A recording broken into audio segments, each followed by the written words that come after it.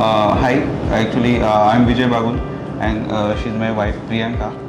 पण ॲक्च्युली जेव्हा इंटेरियर बघितलं पूर्ण जो सॅम्पल फ्लॅट होता कवर केलेलं आहे, त्याच्यानंतर जी ओपन स्पेस ठेवलेली आहे किड्ससाठी पण जे ॲम्युनिटीज ऐश्वर्यमने दिलेले आहेत ऐश्वर्यम ग्रुपने, त्या बजेटमध्ये ॲक्च्युली मला फायनली इथं एकदम ड्रीम होम म्हणतो आपण ते मला इथं भेटलं.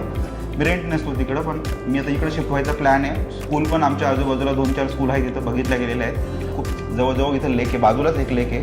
तर इकडून पण एक आता GP सँक्शन रोड त्यांनी केलेला आहे, तिकडून पण जाऊ शकतो आहे. तर जवळजवळ हिंजवडी हब जो आपला म्हणजे प्रोफेशनल वर्क असणार आहे हे सेंट्रल वाटलं.